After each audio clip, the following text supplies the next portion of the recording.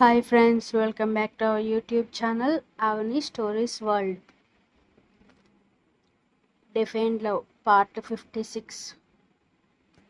ఇందాక టెన్షన్లో ఏమన్నారో గుర్తొచ్చి మెడలో తాళిని తీసి కళ్ళకు అద్దుకున్నారు రాధ. రూమ్కి రా, సీరియస్గా చెప్పారు రాజేంద్ర. నేను వంట చేసుకోవాలి. ఆవిడ అరుపు గాల్లో కలిసిపోవడంతో కమాన్ రాధా, ఏమైనా అంటే నూరెచ్చుకుని రివర్స్లో గొడవ పెట్టేసుకో అని నెమ్మదిగా లోపలికి వెళ్ళారు. డోర్స్ లాక్ చేయి. ఊహూ. 2 అడుగులు ముందుకు వేసిన ఆయన్ని చూసి తన అడుగులు వెనక్కి వేస్తూ, అయ్యో ఎప్పుడూ కాల్ చేయింది ఎందుకు చేసిందోనని చెప్పేంతవరకు వినాలి కదా. నాకు ఆ టైంలో ఎంత భయం వేసిందో తెలుసా. మీరు అసలు ఊహించలేరు. అందుకే మీపై అరిచేశాను. అయినా మొగుడిపై కాకుండా ఎవరిపై చూపించాలి నా కోపాన్ని అన్నారు రాధ. ఆహా, కన్యాదానం తీసుకున్నారు కదా. ముద్దులు ప్రేమ చూపించినప్పుడు తీసుకోవడం కాదు, కోపాన్ని కూడా తీసుకోవాలి. ఎలాగో వచ్చారుగా, తినేసి వెళ్ళిపోండి అని అమ్మయ్య అనుకుంటూ ఆయన మాట్లాడకుండా వంటిట్లోకి పరుగందుకున్నారు. రివర్స్లో గొడవ పెట్టుకుని మగాళ్ళ నోర్లు మూయించడం ఈ ఆడవాళ్ళకే చెల్లుతుంది అసహనంగా అనుకుంటూ సోఫాలో కూలబడ్డారు రాజేంద్ర. కాఫీ కప్తో వచ్చిన ఆవిడ భర్త పక్కన కూర్చుంటూ కాళ్ళు నొక్కనా అన్నారు చిన్నగా. నేనేం కోపంగా లేనులే, నాకు తెలుసు నన్ను అర్థం చేసుకుంటారు మీరు అని బిడియంగా చెప్పి బొగ్గన ముద్దిచ్చి ఆయన షోల్డర్పై తలవాల్చారు.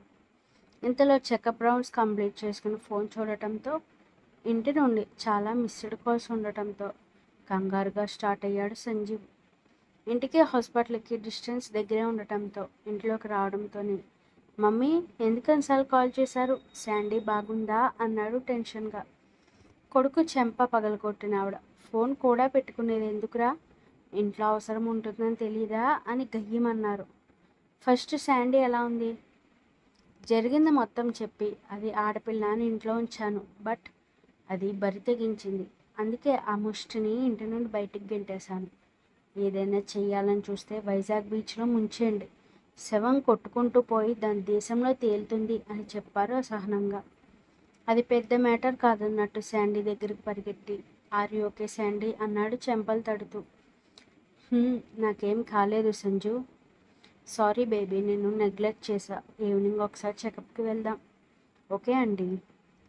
ఎటు పోవాలో తెలియక గూగుల్ మ్యాప్స్ హెల్ప్తో ఒక హోటల్ చూసుకుని రూమ్ నెంబర్ తీసుకుని రిలాక్స్డ్గా బెడ్పై వాలింది మిస్టీ.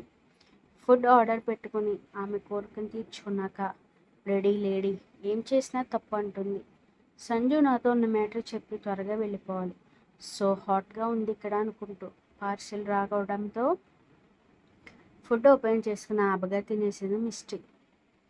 క్లాస్ కంప్లీట్ అవ్వగానే డ్రెస్అప్ అయి వాణి గారు క్యారేజ్ ఇవ్వడంతో బ్యాక్ సైడ్ నుండి ఆఫీస్ లోపలికి ఎంటర్ అయింది Varenya. May I come in Virat sir? Yes. ఇంకా కంప్లీట్ కాలేదా వర్క్?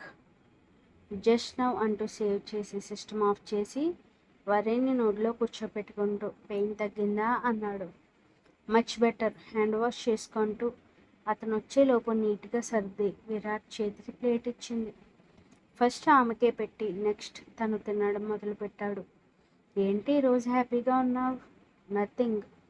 నో, ఏదో ఉంది. ఎప్పుడూ నీ కళ్ళల్లో స్ట్రెస్ లేదా విసుగు కనిపిస్తూ నన్ను చూడగానే మాయమయ్యేది, బట్ ఈరోజు హ్యాపీనెస్ తెలుస్తోందని చెప్పింది. పొట్టికి బ్రెయిన్ గ్రో అవుతోంది, కీప్ ఇట్ అప్ విరాట్ అని తనకు తానే చెప్పుకున్నాడు. ఛాన్స్ దొరికితే విక్రించడానికి సిద్ధంగా ఉంటావు కదా. అతనితో కలబడటం మొదలెట్టింది. క్షణాలను అతని చేతిలో బొమ్మలా మారడంతో విరాట్ ఏం చేస్తున్నావు అంది లో వాయిస్తో. పొట్ట మీదకి జారిన అతను మీసంతో గిలిగింతలు పెడుతూ, ఇలా చేస్తే పెయిన్ తగ్గుతుంది పొట్టి అంటూ ఆమెని మరో లోకానికి తీసుకెళ్లాడు. ఎన్నిసార్లు అతని పేరును మట్టుగా పలవరించిన జాలి అనేది లేకుండా వరేణ్యని అరగంట సేపు ఉక్కిరిబిక్కిరి చేసి సిగరెట్ వెలిగించాడు. అతను వీపుకి కాలు పెడుతూ, సిగ్గు లేకుండా తయారవుతున్నారా అంది ఉక్రోషంతో. పెయిన్ మర్చిపోయావు కదే, ఇక ఇంటికి పో, ఈవినింగ్ త్వరగా వచ్చేస్తా అన్నాడు. గిఫ్ట్ ఇస్తా అన్నావుగా విరాట్, అప్పటి వరకు జరిగింది మర్చిపోయి ఆశగా అడిగింది. డార్క్ చాక్లెట్ ఆమె చేతిలో పెడుతూ, నేను కిస్ చేయాలనిపించి అలా చెప్పా. ప్రెజెంట్ ఈ చాక్లెట్ అడ్జస్ట్ అవ్వంటూ మరో డీప్ కిస్ తీసుకున్నాడు. మోసం కుట్ర అని తిట్టుకుంటున్న వరేణ్యని క్యాబ్లోకి తోసి తన ఛాంబర్కి వచ్చాడు నవ్వుకుంటూ. వరు క్యాబ్ దిగ్గానే తన ముందు నిలబడిన అతను చూస్తూ, రే నువ్వేంట్రా ఇక్కడ అంది ఆశ్చర్యంగా. హాయ్ వరేణ్య, ఇలా మారిపోయావేంట్రా సమీర్? అమ్మకి ఒంట్లో బాగోలేదు అన్నాడు కళ్ళు ఒత్తుకుంటూ. ఫస్ట్ లోపలికి రా అంటూ అతనికి జ్యూస్ గ్లాస్ ఇచ్చింది. ఎలా ఉంది న్యూ లైఫ్? విరాట్ నన్ను ప్రిన్సెస్లా చూసుకుంటున్నాడు. ఆ రోజు ఆంటీని సేవ్ చేయడంతో నీ గురించి మా అమ్మగారికి చెప్పాను. చూడగానే చాలా నచ్చేశావు. వెంటనే అమ్మ నిన్ను మాత్రమే చేసుకోవాలని పట్టుబట్టింది. ఈ విషయం నాకెందుకు చెప్పలేదు సమీర్? మీ అమ్మగారు నీతో చెప్పొద్దని తనపై ఒట్టు వేయించుకున్నారు వరు. అందుకే చెప్పే డేర్ చేయలేదు. బట్ మీ ఇద్దరిలో విషయం నాకు తెలియదు కదా. ఆయన నిన్ను పెళ్లి చేసుకోవడంతో అమ్మ సిక్ అయ్యి హాస్పిటల్లో ఉంది అన్నాడు బాధ నటిస్తూ. విరాట్ని నేను లవ్ చేస్తున్నట్టు శాండీకి తప్ప ఎవరికీ తెలియదురా. నేను అతని దృష్టిలో ఉండి పెళ్లి కొడుకు గురించి థింక్ చేయలేదు. లేకపోతే ఇలా జరిగేది కాదు అని గిల్టీ ఫీలింగ్తో చెప్పింది. ఇట్స్ ఓకే వరు. స్వప్న ఎలా ఉంది? తనకి యాక్సిడెంట్ జరిగింది అంటూ మొత్తం విషయం చెప్పి సంజీవ్ అన్నయ్య చిన్న పాపలా చూసుకుంటున్నారు అంది. సేఫ్గానే బ్రతికిందా అది అని మనసులో అనుకుంటూ. వెంటనే అమ్మకి ఇలా జరగడంతో నాకు ఈ విషయం తెలియలేదు. పోనీలేవరు, మీరిద్దరూ సంతోషంగా ఉన్నారు. నా లైఫ్ ఏంటో అర్థం కావట్లేదు అన్నాడు డల్గా. నీకు కూడా మంచి అమ్మాయి దొరుకుతుందిరా. ఆంటీ కూడా త్వరగా క్యూర్ అవుతారు. నువ్వు ప్రశాంతంగా ఉండు అంది కన్సర్న్ చూపిస్తూ. ఓకే వరు, విరాట్ సార్ని ఎలా ప్రేమించావు? ఆయన్ని ఎప్పుడు చూసినా తిట్టుకునేదాన్ని కదా అని అడిగాడు. ఏమోరా, తన యారగన్స్ చూపిస్తూనే ప్రేమలో పడేశాడు నన్ను. ఇప్పుడు పైకి రానంతగా మునిగిపోయాను అంది మురిసిపోతూ. పైకి నేను లాగుతాను కదే. ఎలా అంటే విరాట్ని చూస్తే మండిపోయేలా, వాడి నీడను కూడా అసహ్యించుకునేలా. విరాట్ పేరు వినిపిస్తే నిన్ను నువ్వే హట్ చేసుకునేలే చేసి ఆ వీక్ మూమెంట్ని క్యాష్ చేసుకుంటాను అనుకున్నాడు మనసులో. రే ఏం ఆలోచిస్తున్నావు? నువ్వు వచ్చినట్టు విరాట్కి చెప్తాను. ఏదో ఒక హెల్ప్ చేస్తాడు నీకు అంది పిచ్చి వరేణ్య. నో నీడ్ వరు. సార్ అంటే ఇప్పటికీ భయమే నాకు. దూరం నుండి చూసి నువ్వేనా అనే అనుమానంతో దగ్గరికి వచ్చానంతే. బాయ్, అమ్మ నా గురించి వెయిట్ చేస్తూ ఉంటుంది అని చెప్పాడు దీనంగా. నువ్వు అలా బాధపడకురా. ఈ బెస్ట్ ఫ్రెండ్ వరేణ్య ఉందని మర్చిపోకు. ఏం హెల్ప్ కావాలన్నా అడుగు అంది అతని చేతిని అభిమానంగా నొక్కుతూ. షూర్ వరు, వెళ్ళొస్తానంటూ క్షణాల్లో మాయమైపోయాడు సమీర్. పాపం కదా, సమీర్ మదర్ త్వరగా క్యూర్ అవ్వాలి అని దండ పెట్టుకుని లోపలికి వెళ్ళింది. ఇటు సమీర్ మాత్రం రాక్షసంగా నవ్వుకుంటూ, నీళ్ళు ఈ ఇన్నోసెన్స్కే పడిపోయాను బేబీ. నువ్వేం మారలేదు. అందుకే నేను ఇంకా పడి చచ్చిపోతున్నాను నీ గురించి. ఐ లవ్ యూ వరు బేబీ. త్వరలోనే నిన్ను నా దాని చేసుకుని ఎలాగైనా అనుభవిస్తాను. అప్పుడు చచ్చినట్టు ఆ విరాట్నే నిన్ను వదిలేస్తాడు. ఇక నువ్వు నా దగ్గరే ఉంటావు శాశ్వతంగా అని కసిగా పిడికిలు బిగిస్తానుకున్నాడు తనలో తానే నవ్వుకుంటూ. ఇంతలో తల్లి నుండి కాలు వస్తుంటే విసుగ్గా లిఫ్ట్ చేసి టెల్ మీ మామ్ అన్నాడు. రే సమీర్, చెల్లికి హెల్త్ బాగాలేదు, నువ్వు త్వరగా రారా అన్నారు భయంతో. మనీ పంపుతున్నా, దాన్ని నువ్వే జాగ్రత్తగా చూసుకుంటూ కాల్ కట్ చేశాడు. ఏమిటెవరు నీ రుసరుసలు? ఏంటా, గిఫ్ట్ ఇస్తానని ఆశ పెట్టాడు మీ కొడుకు. చిన్నపిల్లం కదా కక్కుర్తుపడి ఓపిక చేసుకుని వెళ్తే మొత్తం స్ట్రా పెట్టుకుని లాగేసి ఈ చాక్లెట్ చేతిలో పెట్టి పంపించాడు. హౌ క్రూయల్ హీ వాస్ అంది ఏడుపు ముఖంతో. కన్నయ్య చాక్లెట్ ఇచ్చాడు. ఇది గిఫ్ట్ కాదా? కాదు. అయితే ఇలా ఇచ్చి మా వాడు వచ్చాక తీరిగ్గా దెబ్బలాట పెట్టుకున్నారు. అత్తమ్మ, మీరు నాకు సపోర్ట్ చేయాలి. నా కన్నయ్య నిన్ను మిస్ అయ్యి ఉంటాడు. అందుకే ప్రేమ చూపించి ఉంటాడు. ఇంత అందంగా పుట్టడం నీదే తప్పు అన్నారు రివర్స్లో పిచ్చి ముఖంతో చూస్తూ. మీరేమన్నారో నాకు అర్థం కాలేదు అత్తమ్మ అంద అయోమయంగా. నా కోడలు బంగారపు బొమ్మలా ఉండి అరడుగులు నా కొడుకుని ఆడిస్తోంది అన్నాను. అవును నిజమే. నన్ను గ్రేట్ అంటున్నారా అయితే? ఎస్ మై స్వీట్ అత్తమ్మ. ఎంత తెలివైన దానివి అంటే వరు బంగారం అంటూ పెద్దగా నవ్వారు వాణి. పొగిడారుగా, ఇంకెందుకు నవ్వు అంటూ కబుర్లు చెప్తూ టైంపాస్ చేసింది వరేణ్య. అన్నోన్ నెంబర్ నుండి కాల్ వస్తున్న శాండీ లిఫ్ట్ చేయడంతో హలో శాండీ అంది మిస్టీ. ఆ భాష గుర్తుపట్టిన అమ్మకి విసుగు పుట్టడంతో కట్ చేయబోతుంటే కట్ చేస్తే నీకే నష్టం అంది నవ్వుతూ. ఎందుకు కాల్ చేశావే? 25 ఏళ్ళు రాకుండానే హార్ట్ డిసీజ్ వచ్చింది. ఇప్పుడే నీ ఫైల్ స్టడీ చేశా. అకార్డింగ్ టు రిపోర్ట్స్ నువ్విక ఇంటిమేట్కి చేయడానికి పనిచేయవు అంది వ్యంగ్యంగా. What the hell Misty? నువ్వెంత అరిచినా నాకేం ప్రాబ్లం లేదు. నీ మొగుడు ఎక్కడ గుండాకి చేస్తావోనని నీ దగ్గర నిజం దాచుతున్నాడు. కావాలంటే కన్ఫర్మేషన్ తెలుసుకుని మళ్ళీ నాకు కాల్ చేయి అంది. నీ మాటలు నేను నమ్మను. ఉఫ్, నేనేం స్టూడెంట్ని కాదు, అమెరికాలో ఫేమస్ సర్జన్ని. ఈరోజు నైట్కి హాట్గా రెడీ అయి నిలబడు. దగ్గరికి తీసుకుంటే ఓకే, లేకపోతే ఆ సంజీవ్ నిన్ను చీట్ చేస్తున్నాడు. ఆ మోసంలోనే బ్రతుకు అని కాల్ కట్ చేసి రాక్షసంగా నవ్వుకుంది మిస్టీ. ఛ, ఇది ఎలాంటిదో తెలుసుకోవడానికి నేను ఆలోచిస్తున్నాను అనుకుంటూ ఆ రోజు మొత్తం తెలియకుండానే రూమ్కే పరిమితమైంది స్వప్న. ఇంతలో వరేణ్య నుండి వస్తున్న కాల్ లిఫ్ట్ చేయడంతో మర్చిపోయి ఒకరు శాండీ పాప. అంతేలే, నేనెందుకు గుర్తుంటాను అంది వరేణ్య. వదిన, డైలీ క్లాసెస్లో చూసుకుంటున్నాం కదా, అది వేరు ఇది వేరు అంటూ తెలియకుండానే తన అల్లరితో తాత్కాలికంగా స్వప్న మూడ్ని డైవర్ట్ చేసింది. ఈవినింగ్ సంజీవ్ రావడంతో చెకప్ నుండి వస్తున్నప్పుడు నిజంగా నాకేం ప్రాబ్లం లేదుగా సంజీవ్ గారు అంది. నో శాండీ, నేను హెల్తీగా ఉన్నాను కదా. సూపర్ స్ట్రాంగ్గా ఉన్నావు. ఓకే. ఆ రోజు నైట్ డిన్నర్ కంప్లీట్ చేశాక మిస్టీ మాటలు అప్పటికే ఆమె మైండ్ని పొల్యూట్ చేయడంతో సంజీవ్ కన్నా ముందే రూమ్కి వెళ్ళి శారీ తీసుకుని వాష్రూమ్కి వెళ్ళింది. డ్రెస్ రిమూవ్ చేసుకుని మిర్రర్లో తనని తాను చూసుకుని వద్దు అనుకున్నా ఎందుకు థింక్ చేస్తున్నాను అనుకుంది.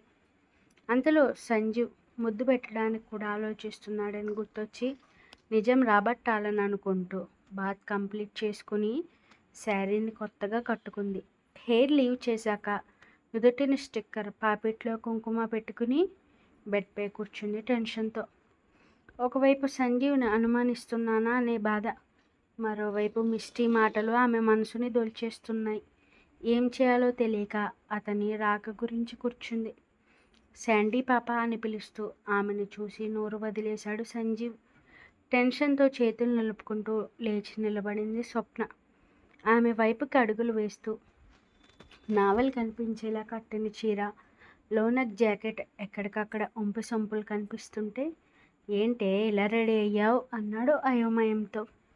నాకేం ప్రాబ్లం లేదన్నారు కదా, అందుకే మనిద్దరం సంతోషంగా ఉండాలి సంజీవ్ గారు అంది. ఇప్పుడు కాదు శాండీ. అంటే ఏంటే వింతగా బిహేవ్ చేస్తున్నావు? మిమ్మల్ని కావాలనుకోవడం తప్ప సంజు గారు? చిన్నగా ఆమె చెంప నిమురుతూ నువ్వు మునుపటి కన్నా బాగున్నావు శాండీ, నా కేరింగ్లో ఇంప్రూవ్మెంట్ అవుతున్నావని అర్థం అన్నాడు లాలనగా. ఇంప్రూవ్మెంట్ ఉన్నప్పుడు హ్యాపీగా ఉండటానికి ప్రాబ్లం ఏంటి సంజు గారు? ఆర్గ్యూ చేయకు శాండీ, చెప్పిన మాట వినకుండా ఇలా పిచ్చిగా బిహేవ్ చేస్తున్నావేంటి అసహనంగా అన్నాడు సంజీవ్. నేను అసలు భారీగా పనిచేస్తానా సంజు గారు? ఏయ్, పిచ్చి పట్టిందా నీకు? అసలేమైంది? ఎవరైనా ఏమైనా అన్నారా అన్నాడు కన్నీళ్లు తుడుస్తూ. మీరు నన్ను దగ్గరికి తీసుకోవట్లేదు, కేవలం డాక్టర్ పేషెంట్ని చూసినట్టే కేర్ చేస్తున్నారు. ఎంత పెద్ద ప్రాబ్లం ఉందో నాకు చెప్పడం లేదు. నువ్వు ఎరోటిక్ ఫీలింగ్స్ని బేర్ చేయలేవు శాండీ. నేను చెప్పేది ప్రశాంతంగా వినమ్మా. నేను మీతో కాపురం చేయడానికి పనికిరాను కదా. ఎవరన్నారే ఇలా? హెల్త్ ఇష్యూ వస్తే పనికి రాకుండా పోతావా? మాట్లాడకండి. మీరు నన్ను చీట్ చేశారని వెక్కుతూ బెడ్పై పడుకుంది ఓ పక్కకి తిరిగి. ఆమెను ఎన్ని విధాలుగా మాట్లాడించాలని చూసినా స్వప్న మొండితనం ముందు ఓడిపోవడంతో మార్నింగ్ స్థిమితంగా మాట్లాడాలి అనుకుంటూ వెనుక నుండి ఆమెను హత్తుకుని రాత్రి మొత్తం నిద్రకి దూరమయ్యాడు. రూమ్ నుండి డైరెక్ట్గా హాస్పిటల్కి వెళ్ళిన మిస్టీ తన కేసెస్ చూసుకుని సంజీవ్ సర్జరీ చేసిన పేషెంట్ దగ్గర ఆగి రాక్షసంగా నవ్వుకుంది. నీ wife heart so sensitive Sanju dear, just అనుమానం పెడితే సరిపోద్ది, చేతులారా తన లైఫ్ తనే స్పాయిల్ చేసుకుంటుంది.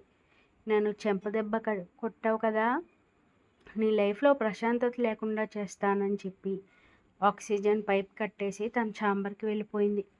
ఇంకేముంది, సంజీవ్ ఆపరేషన్ చేసిన పేషెంట్స్కి పల్స్ పడిపోయిందని కాల్ రావడంతో హాస్పిటల్కి పరిగెత్తక తప్పలేదు అతనికి. సంజీవ్ వెళ్ళగానే నిద్ర లేచిన స్వప్న మోకాళ్ళల్లో తల దాచుకుంటూ కన్నీటికి స్వేచ్ఛనిచ్చింది. కాసేపటికి మిస్టీ నుండి కాల్ రావడంతో లిఫ్ట్ చేస్తూ మౌనంగా ఉంది. నేను చెప్పింది నిజమేనా మీ స్వప్న? అయినో సంజు నేను దగ్గరికి తీసుకోడు. కాజ్ నీ హెల్త్ అన్నది కేవలం ఒక రీజన్ మాత్రమే. ఆల్రెడీ సంజు లవ్స్ మీ అంది నవ్వుతూ. ఏం ఏం హోల్డ్ ఆన్, ఆవేశపడకు. ఏం జరిగిందో నేను చెప్తాను కదా. సంజు ఫారెన్ వచ్చినప్పుడు నా అందం చూసి ఒక వీక్ మూమెంట్లో నైట్ స్పెండ్ చేశాడు. అప్పటి నుండి నన్ను వదలట్లేదు తెలుసా. సంజు గారేంటో నాకు తెలుసు. పిచ్చి స్వప్న, ఈ నమ్మకమే మాకు ప్లస్ అయింది. ఇంట్లో ఉంటే మేమిద్దరం కలవడానికి అవ్వట్లేదని బయటకు వెళ్ళిపోమని చెప్పాడు. నేను వచ్చేసాను. డైలీ హాస్పిటల్, ఫ్రీ టైంలో మేమిద్దరం ఏం చేస్తున్నామో తెలుసా. ఇక నీతో ఎందుకు ఉండాలనిపిస్తుంది అంది మిస్టీ. పిచ్చి పిచ్చిగా మాట్లాడితే ఏం చేస్తానో తెలియదు మిస్టీ. అరవద్దని చెప్తున్నాగా బేబీ. సంజు రైట్ చీక్ పై నా టీత్ బైట్స్ ఉంటాయి. నమ్మకం లేకపోతే జస్ట్ వెయిట్, ఇప్పుడే నీ మొగుడితోనే చెప్పిస్తాను నవ్వుకుంటూ అతని ఛాంబర్కి వెళ్ళింది మిస్టీ. ఇటు స్వప్న కంటి నుండి నీళ్లు మాత్రం ఏకదాటిగా కారిపోతున్నాయి. ఆమె హాస్పిటల్ బెడ్పై కళ్ళు తెరిచిన వెంటనే కనిపించినవి ఆ గుర్తులు మాత్రమే. ఏంటవన్నీ అడిగితే ఏదో ఇన్సెక్ట్ కుట్టిందని అబద్ధం చెప్పాడు సంజీవ్. అంటే సంజీవ్ గారు మిస్టీతో ఒకటయ్యారా? అందుకే నన్ను దూరం పెడుతున్నారా అనుకోగానే తగ్గిన నొప్పి మళ్ళీ మొదలైంది ఆమెలో. Continuous. Thank you for watching. Like, comment, share, subscribe చేసుకోవడం మర్చిపోకండి. Stay tuned for more videos.